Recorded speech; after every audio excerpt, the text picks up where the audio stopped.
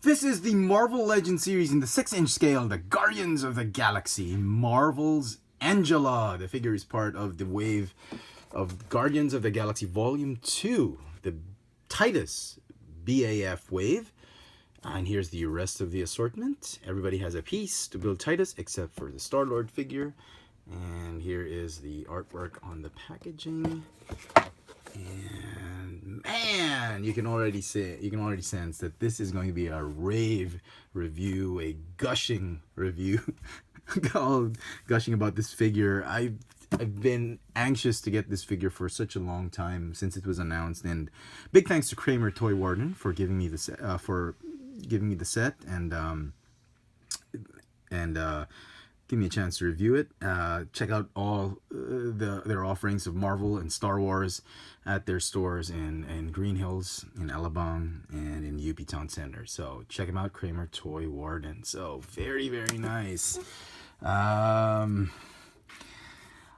I've always been fascinated by this figure. You know what? If I'm not mistaken, correct me if I'm wrong, but this was a character. Is this the exact same character that was featured in the Spawn comic books that Marvel somehow managed to get? Or this is a brand new character in the Marvel universe that's akin to the Angels of the Spawn comic book? It feels very similar to that character in Spawn, but it also feels very, very original to the Marvel universe, and I'm absolutely loving it. Ever since she appeared in Guardians of the Galaxy, ever since she was in Original Sin, oh wow, I just absolutely fell in love with this character. Now somebody tell me in the comment section below the history of this character, why it's in the Marvel universe, if it's an original character, or if it's a character based off McFarlane's Angela, or if it's actually the actual McFarlane Angela that's come to the Marvel universe, because the resemblance is uncanny.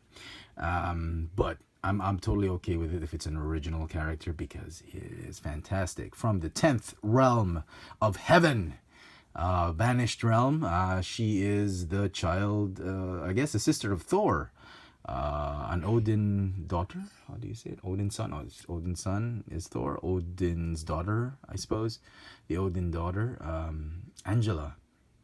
And I've been reading up on this character since Guardians of the Galaxy, and now in Thor, the Jane Foster Thor comic book. Wow, just an amazing development of a character by Marvel, and now incarnated in the 1/12 scale Angela figure by Hasbro. So enough of the gushing. Let's check out this figure for what it is. Oh my goodness. From the sculpt to the paint apps to the accessories to the color choice, just the detail they've put on this figure, just well chosen, well done. They've spent an extra amount of time on this figure, and I am just loving it. I'm not complaining at all. We've had several, I'm very, very, you know, a lot of people think, a lot of you guys think that I just like anything Hasbro dishes out. That's not quite true. And you know, if I hate on a figure that Hasbro put out, that is really bad, because I love most of what Hasbro has done. Now these are some figures that they're okay. I did a good review on them, but didn't really quite satisfy the needs that most collectors have for the particular character or the figure. Misty Knight was a great concept. It's just that the knees were just too weak for the upper torso, and it was just, and then this one, they've been using this mold for so long, and to use it as Spider-Woman, I thought it was very bland, very plain. We've had some hits and misses, and the female mold, and Angela definitely is a perfect hit for this one. We'll talk about her accessories in a bit, but here is the BAF piece that came with Angela. I guess this is the right leg of Titus. Pretty big figure. Okay, put that away. All right, and just as some more size comparisons for noteworthy female figures in the Marvel Legends toy line, here she is with Thundra. Thundra's very big. They could easily do a She-Hulk figure with this one, and she's just about there. She's a little bit taller than Misty Knight. She stands approximately 6.5 inches tall, head to toe, but with the wings, no more, with the helmet wings, it's a little over 6.5. It's about 6 2/3 inches tall, so pretty decent height. Man, I cannot wait till Hasbro does that Jane Foster Thor in the 1/12 scale, and more Asgardian female figures, and they share the same mold. They're pretty tall, and she's just right there. I was thinking this is a rehash of another mold, but as you can see, it's not a rehash. It's sort of like an original mold in its own, because it's somewhere in between the standard female Marvel Legends figure, the new one, and the giant, the large female mold. And oh my goodness, I am just loving that scale. I hope the Thor figure will be in the same scale as her, and I hope we get a She-Hulk figure in this scale. So wow, Hasbro, come on! No longer Hasbro, just Hasbro now. Perfectly sculpted, designed, and executed figure with Angela. Talking about the accessories, she's got these two, I don't know what these are, battle axe scythes or whatever. It has fantastic handle grips sculpted on it. The gold paint that they used for the plastic is the same as on her armor, that pearlesque type of gold flake they put on it. Oh my goodness. Let me get some more light on that. Very nice. And an arched handle with with a bit of detail on it. Very nice. She also comes with a battle sword that's made, sadly, of this very soft and pliable PVC material. There is some blemish on the blade on my copy of the figure, but overall I'm very pleased with it. Great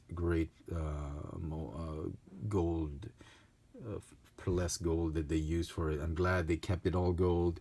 Very nice. She can hold it nicely, or you can sheath it in the scabbard located at the back of her belt, like that. Let me see if she can hold it. Wow. Damn, that is great. Really nice.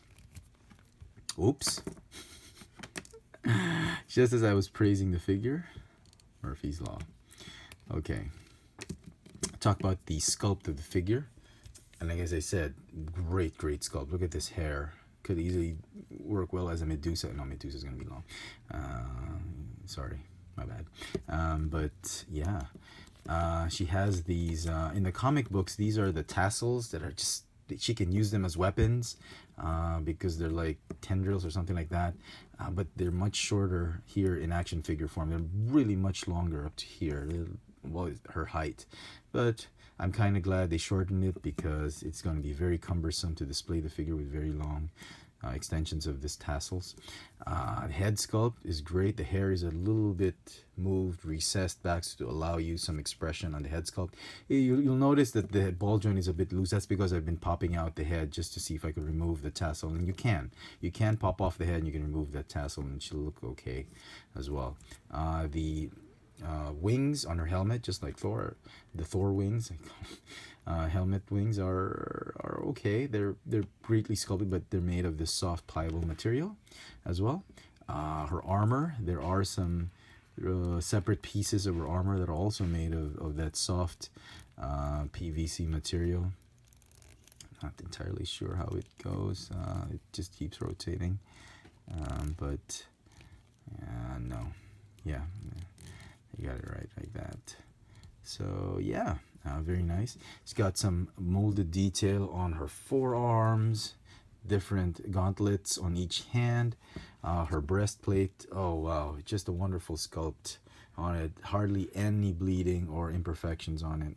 Well, some figures I've seen, there's some chips here and there, but very minor detail is her shoulder guards.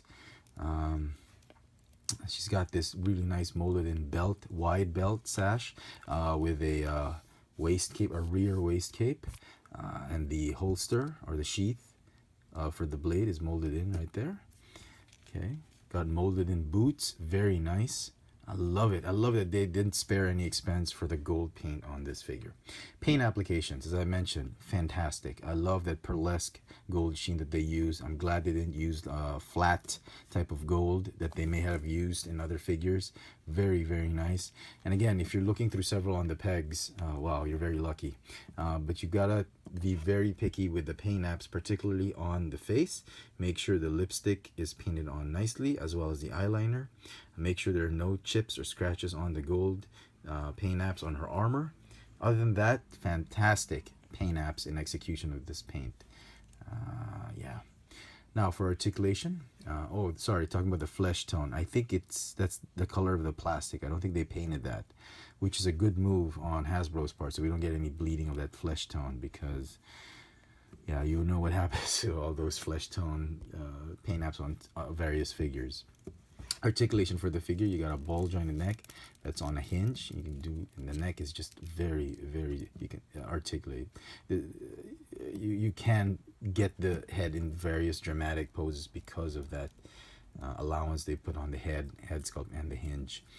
She's got a ball jointed upper torso. She's got a ball hinge shoulder, but it's a little bit hindered because of the molded on shoulder armor. No bicep swivel. She's got a ball hinge elbow. Got ball jointed wrists, but just like G.I. Joe figures, the right wrist goes in and out, while the left wrist goes up and down, which is, this one's perfect for the sword, to allow her to, to do that. And you can easily just be careful you don't pop it off, just like what I did. And that's just really nice. I'm glad they differentiated the hinges on this figure, because that's a nice way to complement the figure's articulation. Okay, she's got no waist swivel. She's got a ball jointed hip. She's got a thigh swivel, double jointed knees.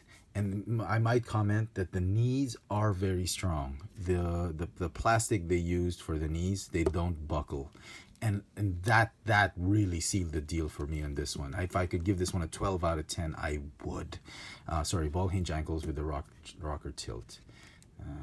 Yeah. So very, very, no calf swivel or anything like that. So very, very impressive. Just an impressive showing by Hasbro on this figure. I absolutely love it. Again, as I said, it's a 10 out of 10, definitely. If I could give it a 12 out of 10, I would. I am really, really, really pleased with it. So there you go, folks. Best of luck for those hunting this figure down. It is one per case, but a lot of stores, I've seen some videos of YouTubers posting and toy sightings in the US. There's ample stocks for Guardians of the Galaxy, because everyone seems to be looking for the X-Men wave. You might have a fairly average amount of difficulty looking for this one, but not too difficult. There you go, folks. Hope you enjoyed this little video review. This has been the Marvel Legends series, the 1/12 scale, Guardians of the Galaxy, Volume 2, Marvel's Angela. Thanks for watching.